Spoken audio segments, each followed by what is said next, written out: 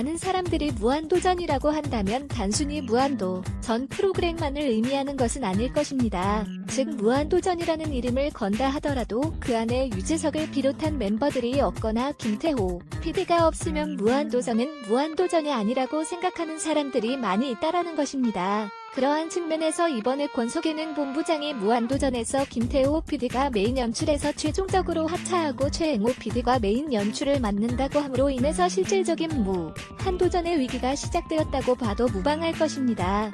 무한도전의 위기설은 노홍철이 음주운전으로 잦은 하차를 선택할 때부터 실질적으로 시작되었습니다. 물론 그 이전의 기획력이 많이 소진되었다는 느낌이 없지 않아 있었고 기성준이 음주운전으로 하차할 때도 위기의 순간이 있었으나 그러나 그 이후에 있었던 대국민 투표를 통해서 화려하게 부활한 다음에 다시 론런할 것이라고 많은 사람들이 예상을 하였지만 무한도전의 실질적인 에이스였던 노홍철의 하차는 뼈아프게 무한도전에게 작용이 되었습니다.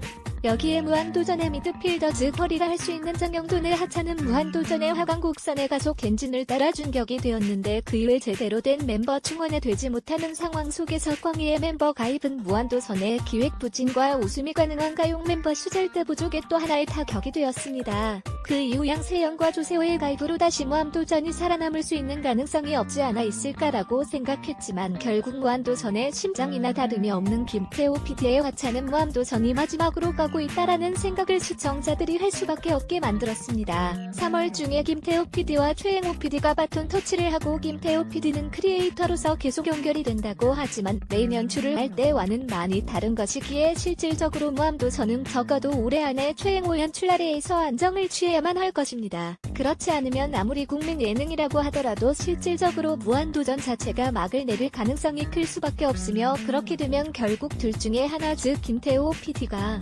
복귀를 하든가 아니면 무한도전이 그냥 막을 내리든가라는 결정을 그때 내릴 것입니다. 1박 2일의 경우를 보면 무조건 망한다라는 것은 아닐 것입니다. 그러나 무한도전과 1박 2일의 다른 지점은 무한도전에는 원년 멤버들 전성기를 같이 한 멤버들이 대부분 그대로 있지만 1박 2일은 김종민을 제외하고 모두 하차를 한 상태에서 시즌2와 시즌3를 거쳐서 성공한 것이기에 비교를 하기에는 조금 힘들지만 오히려 전성기 멤버들이 함께 있다는 것은 새로운 것을 최행호 PD가 시도하기에는 그리 나쁘지는 않을 것으로 보입니다. 무한도전 위기설은 계속 있어 왔습니다만 이번에 거의 쐐기가 박힌 느낌이 없지 않아 있습니다. 김태호 PD가 무한도전에 미친 영향력은 엄청나기는 하지만 그러나 무한도전의 새로운 도약을 위해서 새로운 포도주를 새로운 부대에 담듯이 새로운 연출이 필요할 수도 있다고 봅니다. 현재 김태호 PD는 소진과 소모로 인해서 많이 힘들어했던 것이 사실이었고 그로 인해서 새로운 도전을 하기에도 힘이 딸리는 상황이기에 적어도 지금 당장은 김태호 PD를 보내주는 것이 맞다고 봅니다. 김태호 PD를 위해서도 무한도전을 위해서도 말입니다.